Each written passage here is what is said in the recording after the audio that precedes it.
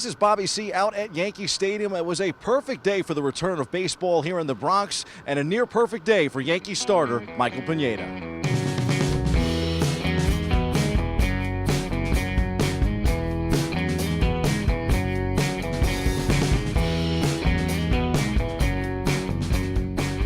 Pineda talked about how in sync he was with his battery mate.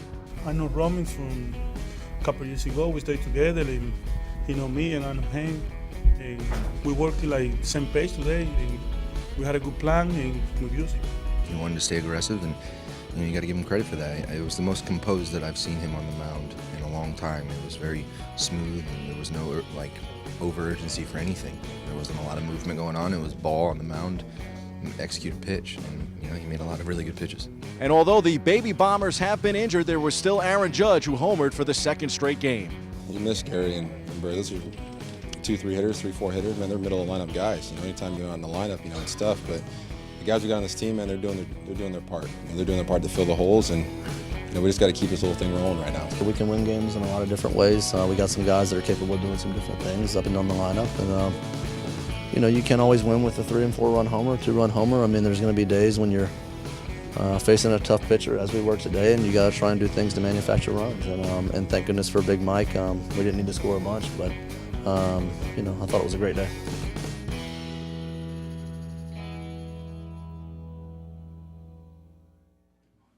We begin our look at your Gotham sports on the diamond, where the Yankees and the Mets have turned the corner in the early season and are playing superb baseball. The Bronx Bombers opened the campaign 2-4 on the road, but have since gone 3-0 since coming home to the Bronx. Tampa Bay has been the right remedy for the Yanks. Aaron Judge is carrying the Baby Bombers with injuries to Greg Bird and Gary Sanchez. The biggest Baby Bomber of them all has started to live up to the tall promise the organization believes is in store for him.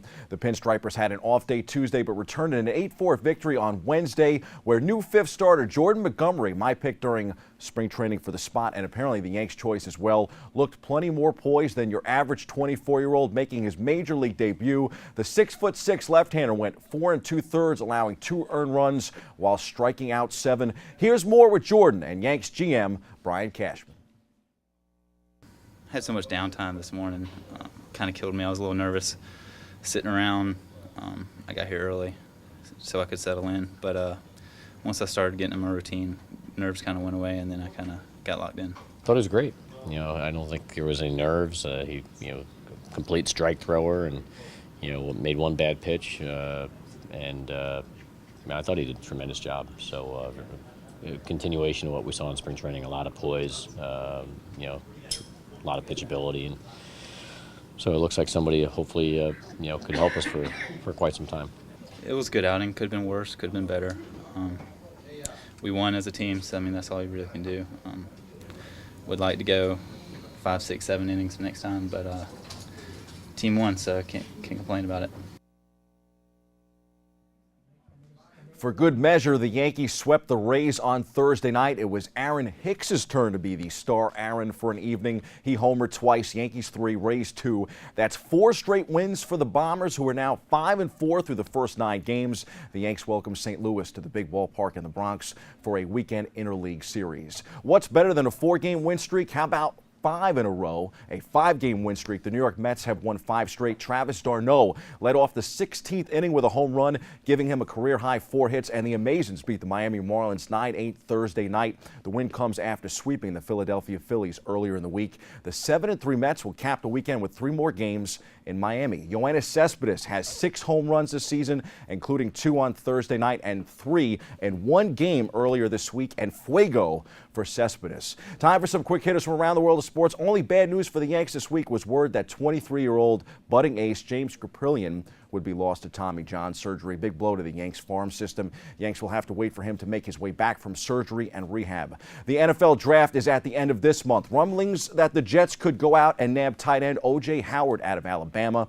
Meanwhile, the Giants are searching for Plan B, with Jonathan Hankins signing with the Indianapolis Colts. Perhaps the G-men will explore signing a defensive tackle in the NFL draft. A 2010 email from Eli Manning to a Giants equipment manager asked for 2 helmets that can be passed off as game used, according to documents filed Tuesday in Bergen County Superior Court. Manning is being accused of memorabilia fraud. Pittsburgh Steelers chairman Dan Rooney has passed away at the age of 84. He was an influential NFL figure for decades. In Dallas, Dirk Nowitzki will be back to play in the association next season. 2017-18 will be his 20th in the NBA. Former Dallas Cowboys quarterback Tony Romo has had plenty of fun with Mavs owner Mark Cuban, at the tail end of the NBA season. NBA Commissioner Adam Silver shot down a request by Cuban to suit up Romo, but that didn't stop fans in Dallas from buying up all of the Mavs Romo jerseys. They were sold out by the end of the first quarter during a recent game. Romo is ditching football and basketball to be the new football voice on CBS. He replaces former Giants quarterback Phil Simms in that role. The NBA season is over in New York, at least for Knicks and Nets fans. Carmelo Anthony scored 17 points after deciding to play in what could be his final game with the Knicks. And New York beat the Philadelphia 76ers 114-113 on Wednesday night. A disappointing and at times tumultuous season has ended. Now the offseason drama could include a Melo trade. Where do Phil Jackson and company go from here is the big question. Jimmy Butler scored 25 points and the Chicago Bulls beat the depleted Brooklyn Nets 112-73 in the regular season finale to clinch an Eastern Conference playoff spot on Wednesday. NBA fans get a great first-round playoff matchup of MVP candidates as OKC and Houston square off. That means plenty of Russell Westbrook and James Harden. In the West, Golden State is the top seed. In the East, it's Boston, who may very well get that #1 pick in the draft courtesy of the Nets. The C's only care about taking down the second-seeded Cavaliers. Cleveland, of course, not only the reigning champ of the East, but also the reigning champ of the NBA. The finals begin June 1st. I wouldn't say I'm sold on the New York Rangers' chances of winning the Stanley Cup this year, at least in comparison to some of the teams they have had over the past 5 seasons, and that includes a trip to the Cup Finals. But the last week has showed some signs of promise. The Rangers capped the regular season with a win over Pittsburgh and then went out and played arguably their best game all year. Henrik Lundqvist made 31 saves to help the Broadway Blue Shirts beat the Canadiens 2-0 on Wednesday night in Game 1 of their first-round playoff series. Game 2 is tonight in Montreal.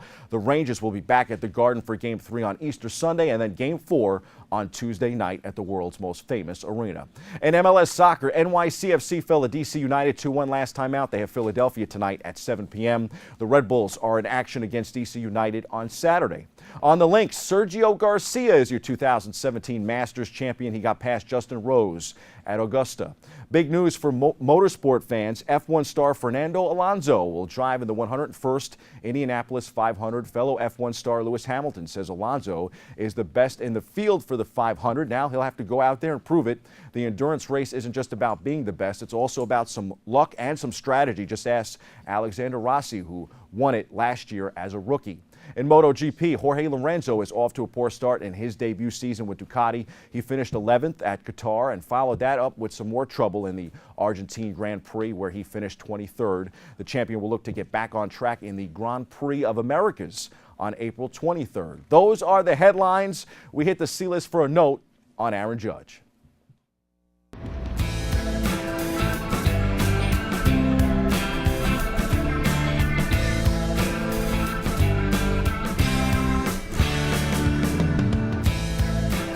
Folks, the time has come. It seems like the arrival is perhaps even a little earlier than expected. Aaron Judge is just 24 years old, but his raw talent seemed to be something that could take another year or two to blossom.